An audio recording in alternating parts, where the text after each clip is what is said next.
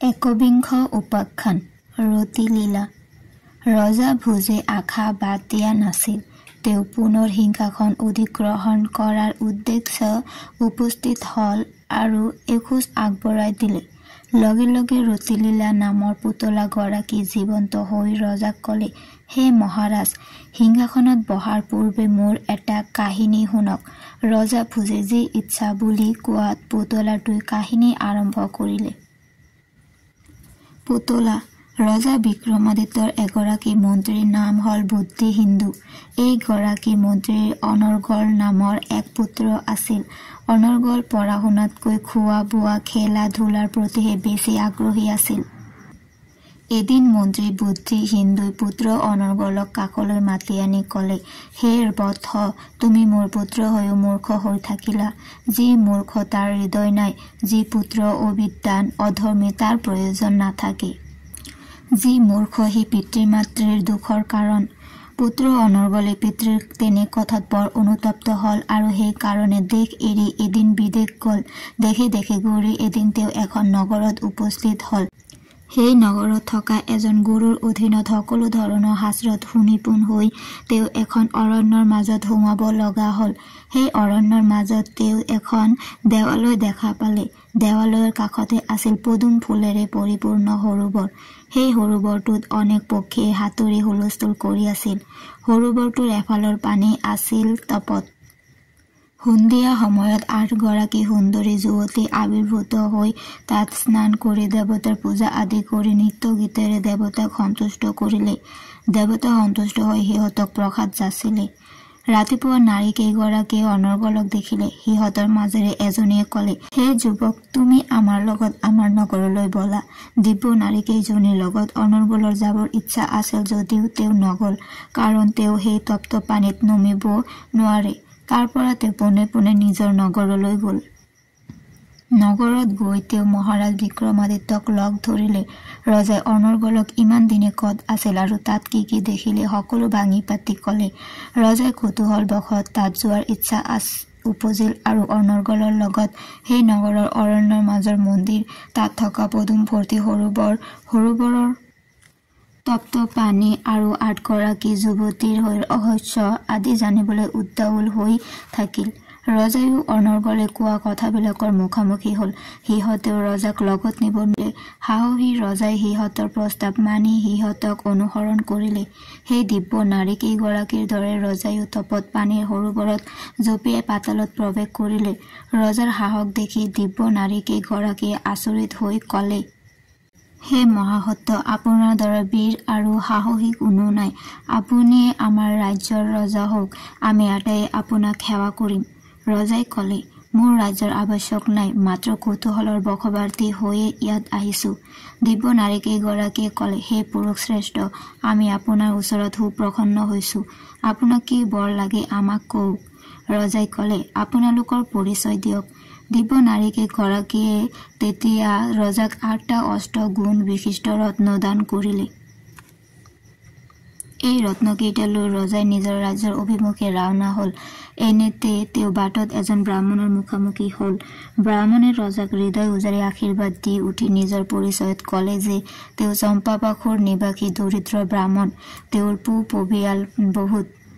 তেওঁলোকক ভৰণ পোষণ দিব নোৱাৰি পত্নীৰ বধৰণাত গৃহ ত্যাগ কৰি ওলাই আহিছে।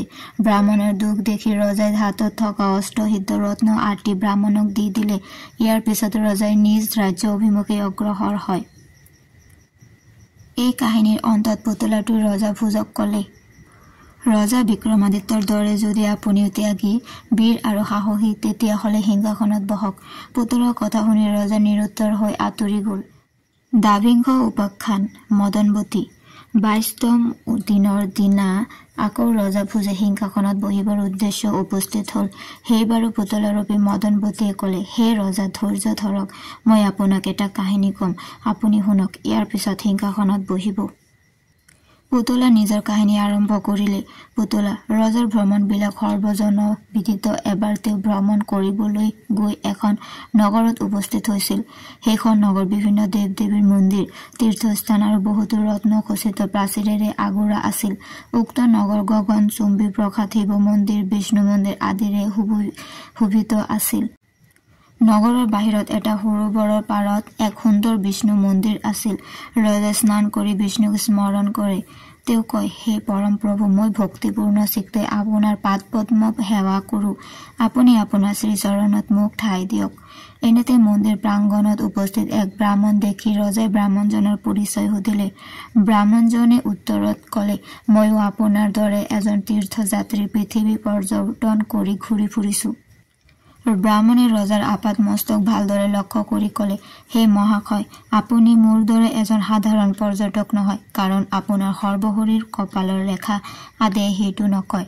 আপুনি ৰাজৰাজেশ্বৰ সিংহাসনত ত্যাগি এতিয়া ভ্ৰমি ফুৰিছে। ব্ৰাহ্মণৰ কথাবোৰ যুক্তিপূৰ্ণ আছিল বাবে ৰজাই কথাবোৰ মানি লৈ ব্ৰাহ্মণক সুধিলে, আপোনাক বহুত ভাগৰি পৰা যেন দেখিছো, ইয়াৰ কাৰণ কি? ৰজাৰ আগ্ৰহক আওকাণ কৰিব নোৱাৰি ব্ৰাহ্মণে নিজৰ কাহিনী কবলৈ ধৰিলে। ব্ৰাহ্মণ, নীল নামৰ পৰ্বতত দেৱী কামাক্ষীৰ অৱস্থান। তাৰ পৰা পাতাললৈ যাব পৰা এটা পথ আছে। সেই সুৰংগৰ দুৱাৰমুখ কিন্তু বন্ধ। একমাত্ৰ কামাক্ষী মন্ত্ৰ জপ কৰিলে সেই দুৱাৰ মেল খায়। মই 12 বছৰ ধৰি জপ কৰিছো যদিও সফল হ'ব পৰা নাই।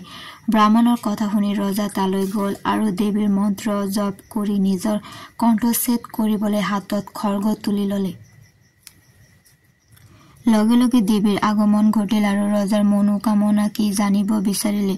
ৰজাই কলে, হে দেৱী, তুমি যদি সঁচাই মোৰ প্ৰতি প্ৰসন্ন হৈছা তেতিয়াহ'লে এই ব্ৰাহ্মণক বিচৰা বৰ দিয়া। দেৱীয়ে তথাস্থ বুলি কৈ ব্ৰাহ্মণৰ ইচ্ছা পূৰণ কৰিলে। ইয়াৰ পিছত ৰজাই নিজ ৰাজ্যলৈ উভতিল। এইবাৰ পুতলাই ৰজা ভোজক কলে, হে ৰাজান, আপুনিও যদি বিক্ৰমাদিত্যৰ দৰে উদাৰ তেন্তে সিংহাসনত বহক। একো উত্তৰ নিদি ৰজা প্ৰস্থান কৰিলে। ত্ৰয়োবিংশ উপাখ্যান চিত্ৰৰেখা। 23তম দিনৰ দিনা পুনৰ ভোজ ৰজাই সিংহাসন আৰোহণ কৰিম বুলি গৈ থমকি ৰল, কিয়নো ৰাজসিংহাসনত প্ৰথমটো খোজ দিব ওলাওতে চিত্ৰৰেখা নামৰ পুতলাটোই জীৱন্ত হৈ ৰজাক কলে, হে ৰাজত, সিংহাসনত বহাৰ পূৰ্বে মোৰ কাহিনীটো শুনক। এই বুলি কৈ ৰজাক পুতলাটোই কাহিনী এটা কবলৈ ধৰিলে। পুতলা, এবাৰ মহাৰাজ বিক্ৰমাদিত্য পৃথিৱী ভ্ৰমণৰ পৰা নিজ ৰাজ্যলৈ উভতি অহাৰ পিছত ৰাজ্যৰ মানুহবোৰ আনন্দত অধীৰ হৈ পৰে।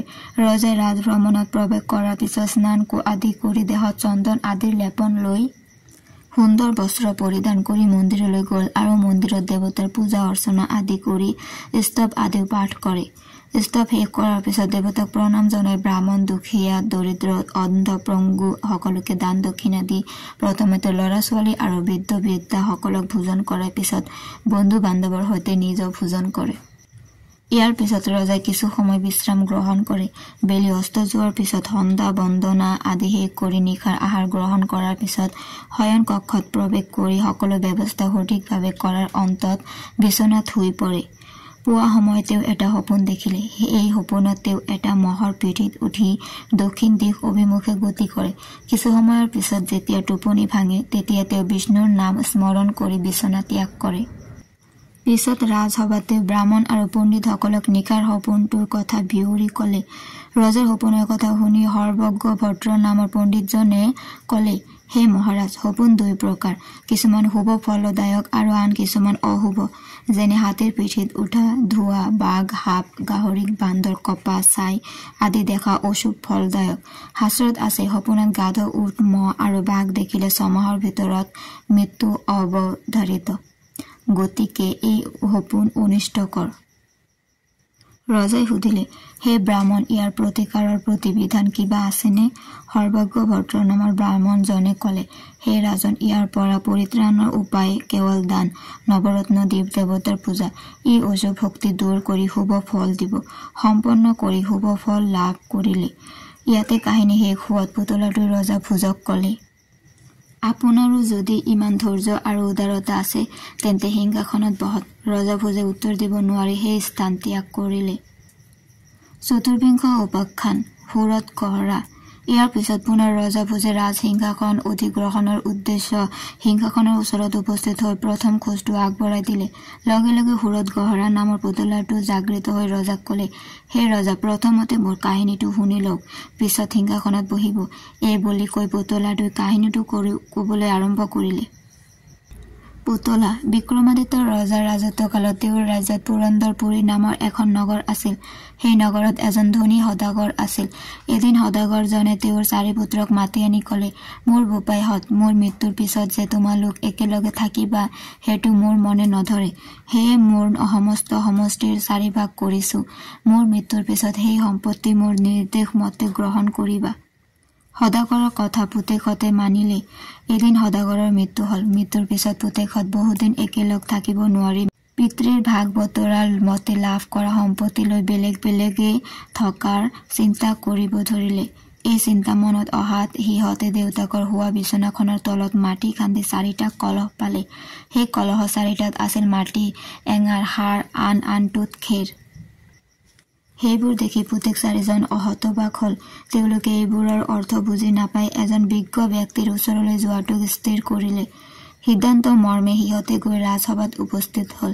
ৰাজসভাত ভালেমান পণ্ডিত আৰু সাধু লোক আছিল যদিও কোনেও কলহ কেইটাৰ সঠিক উত্তৰ দিবলৈ সক্ষম নহ'ল। ইয়াৰ পিছত 4জন ভায়েক উজ্জয়িনীৰ ৰজা বিক্ৰমাদিত্যৰ ৰাজসভাত উপস্থিত হৈ দেউতাকে দিয়া ভাগ বতৰা আৰু কলহত পোৱা বস্তু কেইপদৰ বিষয়ে ক'লে যদিও ৰজাৰ ৰাজসভাত কোনেও এই সমস্যাৰ সমাধান উলিয়াব নোৱাৰিলে। এইবাৰ তেওঁলোক গৈ প্ৰতিষ্ঠা নগৰত উপস্থিত হৈ সমাধান বিচাৰিলে যদিও সমাধান উলিয়াব নোৱাৰিলে। আলোচনাৰ মাজতে সেই নগৰত নগৰৰে এজন কুমাৰৰ ঘৰত শালিবাহন নামৰ লোক এজন আছিল। তেওঁ পণ্ডিতসকলৰ ওচৰত আহি সেই বিষয়টো কোনো টান বিষয় নহয় বুলি কৈছিল। পণ্ডিতসকলে শালিবাহনকে সেই কথাৰ মীমাংসা কৰিবলৈ অনুৰোধ জনালে। শালিবাহনে ক'লে, এওঁলোক ধনী সদাগৰৰ পুত্ৰ। সদাগৰে ডাঙৰ পুত্ৰক দিছে মাটি, অৰ্থাৎ কলহত থকা মাটিয়ে তেওঁক সমস্ত ভূ সম্পত্তি দিয়াটোকে বুজাইছে। দ্বিতীয়জনৰ ভাগত পৰিছিল ধান, খেৰ আৰু কলহ, অৰ্থাৎ সি গৰাকী হ'ব ধানৰ সকলে ক্ষেত্ৰৰ। তৃতীয়জনৰ ভাগত পৰিছিল সাৰ, অৰ্থাৎ সি সকলো পোহনীয়া জীৱ জন্তুৰ গৰাকী হ'ব। শালিবাহনৰ যুক্তিপূৰ্ণ মন্তব্য সকলোকে হনন্ত কৰাত 4জন নিজ গৃহলৈ উভতিছিল। ৰজা বিক্ৰমাদিত্যই শালিবাহনৰ কথা শুনি আচৰিত হ'ল আৰু ততালিকে তেওঁক ৰাজসভালৈ মাতি পঠিয়ালে। ৰজাৰ নিৰ্দেশ অৱমাননা কৰি দূতৰ হাতত পত্ৰ দি পঠিয়ালে। ৰজাই পত্ৰ পঢ়ি খঙত অগ্নিশৰ্মা হৈ অপমানৰ যোগ্য প্ৰত্যুত্তৰ দিবলৈ 18 অক্ষৌহিণী সৈন্য লৈ শালিবাহনৰ নগৰত উপস্থিত হ'ল। ইয়াৰ পিছত ৰজা বিক্ৰমাদিত্যই পুনৰ দূত পঠিয়াই শালিবাহনক মাতি পঠিয়ালে। শালিবাহনে ৰজাক দেখা কৰিবলৈ অস্বীকাৰ কৰিলে আৰু প্ৰয়োজন হলে যুদ্ধ ক্ষেত্ৰত দেখা কৰিম বুলি কঠোৰভাৱে সকীয়া দিলে। অৱশেষত ৰজা বিক্ৰমাদিত্যই শালিবাহনৰ বিৰুদ্ধে যুদ্ধ ঘোষণা কৰি সসৈন্য আগবাঢ়ি আহিল। শালিবাহন নামৰ কুমাৰজনে পূৰ্বত তৈয়াৰ কৰি ৰখা হাতী, ঘোঁৰা, সৈন্য সকলোকে জীৱিত কৰি চতুৰংগ শক্তিৰে আহি যুদ্ধ ক্ষেত্ৰত উপস্থিত হ'ল। এই যুদ্ধ বহুত সময় ধৰি চলিল আৰু অৱশেষত ৰজা বিক্ৰমাদিত্যৰ হাতত শালিবাহনৰ সৈন্য পৰাস্ত হ'ল। পৰাজিত শালিবাহনে এইবাৰ তেওঁৰ পিতৃ শেষ নাগক স্মৰণ কৰি এক বৃহৎ সৰ্পবাহিনী লাভ কৰিলে। সেই সৰ্পবাহিনীৰ সৰ্পৰ হাতত বিক্ৰমাদিত্যৰ ভালেমান সৈন্য মৃত্যু মুখত পৰিল। পিছত ৰজা পিছ হুহুকি আহিবলৈ বাধ্য হ'ল। তেওঁ সৰ্পদংশনত নিহত সৈন্যসকলক জীয়াই তুলিবলৈ বাহুকী মন্ত্ৰ জপ কৰিলে। সৰ্পৰাজ বাহুকী তেওঁৰ প্ৰতি প্ৰসন্ন হৈ অমৃত কুম্ভ প্ৰদান কৰিলে। অমৃত কুম্ভ লৈ উভতাৰ পথত ৰজা এক ব্ৰাহ্মণৰ মুখামুখি হ'ল। ব্ৰাহ্মণে ৰজাক বিভিন্ন প্ৰতিজ্ঞা কৰিলে যে তেওঁ বিচৰা বস্তু ৰজাই বিনা দ্বিধাই প্ৰদান কৰিব। ব্ৰাহ্মণে তেতিয়া ৰজাৰ পৰা অমৃত কুম্ভ বিচাৰিলে। অমৃত কুম্ভ বিচৰা ব্ৰাহ্মণৰ প্ৰতি ৰজাৰ সন্দেহ হোৱাত ৰজাই ব্ৰাহ্মণৰ মুখৰ পৰা কাৰণ জানিব বিচাৰিলে। তেতিয়া ব্ৰাহ্মণে শালিবাহনৰ নিৰ্দেশ বুলি অস্বীকাৰ কৰিলে। অৱশেষত ৰজাই প্ৰতিজ্ঞা ৰক্ষাৰ বাবে ব্ৰাহ্মণক অমৃত কুম্ভ প্ৰদান কৰিলে আৰু নিজৰ ৰাজ্যলৈ উভতিল। কাহিনীটো অন্তৰ পৰাৰ পিছত পুতলাটো ৰজা ভোজক ক'লে, মহাৰাজ, আপুনি ৰজা বিক্ৰমাদিত্যৰ দৰে ইমান ত্যাগী হ'ব পাৰিবনে? ৰজাই মৌন হৈ আঁতৰি গ'ল। পঞ্চবিংশ উপাখ্যান প্ৰিয়দৰ্শনা। সম্পূৰ্ণ 25 দিনৰ দিনা পুনৰ ৰজা ভোজ সিংহাসনত বহাৰ আশাৰে আহি তাত উপস্থিত হয়। ৰজা ভোজে তেওঁৰ ভৰিখন দিব খোজোতে সিংহাসনৰ পৰা জীৱন্ত ৰূপত ওলাই আহে প্ৰিয়দৰ্শনা নামৰ পুতলাগৰাকীও ৰজাক কাহিনী শুনিবলৈ বাধ্য কৰায় আৰু এটা নতুন কাহিনী আৰম্ভ কৰে। পুতলা। এবাৰ ৰজা বিক্ৰমাদিত্যৰ ৰাজসভাত এজন জ্যোতিষী উপস্থিত হৈ ৰজাক নানা ধৰণে আশীৰ্বাদ দি মংগল কামনা কৰিলে। ৰজাই জ্যোতিৰ্বিদজনক কলে, হে পণ্ডিত প্ৰবৰ, এই বছৰ গ্ৰহবোৰৰ অৱস্থান সম্পৰ্কে যৎ কিঞ্চিত হ'বনে? জ্যোতিষীয়ে কলে, হে মহাৰাজ, এই বছৰ ৰবি ৰজা মন্ত্ৰী মংগল শুনিয়ে ৰোহিণী শকত ভেদ কৰি যাব, সেই কাৰণে হ'ব অনাবৃষ্টি। ৰজাই সুধিলে, ইয়াৰ পৰা পৰিত্ৰাণৰ উপায় নাইনে? জ্যোতিষীয়ে ৰজাক উপায় সম্পৰ্কে সমস্ত কথা বিৱৰি কলে। ৰজাই পণ্ডিত ব্ৰাহ্মণসকলক মাতি আনি হোম অনুষ্ঠানৰ ব্যৱস্থা কৰিলে। অনুষ্ঠানৰ শেষত সকলোকে দান দক্ষিণাও দিলে। কিন্তু ইয়াৰ পিছতো বৰষুণ নাহিল। চাৰিওফালে অনাবৃষ্টিৰ ফলত হাহাকাৰ লাগিল আৰু মানুহ গৰু সকলোৱে পিয়াহত ছাটি ফুটি কৰিবলৈ ধৰিলে। ৰজাই সেইসকলৰ দুখত দুখী হৈ এদিন যজ্ঞশালাত বহি অনাবৃষ্টিৰ প্ৰতিকাৰৰ কথাকে চিন্তা কৰি আছিল। সেই সময়তে হঠাৎ আকাশবাণী শুনিবলৈ পোৱা গ'ল, হে ৰাজন, যদি কোনো 32 লক্ষণযুক্ত পুৰুষক দ্বিখণ্ডিত কৰি মস্তক দেৱীৰ চৰণত অৰ্পণ কৰিব পৰা যায়, তেতিয়াহ'লে মনোবাঞ্ছা পূৰ্ণ হ'ব। পিছদিনা ৰজাই দেৱীক প্ৰণাম জনাই নিজৰ মস্তক দিবলৈ হাতত খড়গড় তুলি ল'লে। লগে লগে দেৱীৰ আগমন হল আৰু ৰজাক ধৈৰ্য ধৰিবলৈ কলে। পিছত দেৱীয়ে ৰজাক কলে, হে ৰাজন, তোমাৰ ভক্তিত মই সুপ্ৰসন্ন হৈছো, কি বৰ লাগে কোৱা? ৰজাই কলে, হে মা, যদি তুমি সঁচাই মোৰ ওপৰত প্ৰসন্ন হৈছা, তেতিয়াহ'লে বসুন্ধৰাক সুজলা সুফলা কৰা। দেৱীয়ে তথাস্থ বুলি কৈ অন্তৰ্ধান হল। ঘটনাৰ অন্তত পুতলাটোৱে ৰজা ভোজক কলে, তুমি জানো ইমান পৰোপকাৰী আৰু ত্যাগী হ'ব পাৰিছা? যদি পাৰিছা সিংহাসনত বহা। ৰজাই মৌন হৈ স্থান ত্যাগ কৰিলে।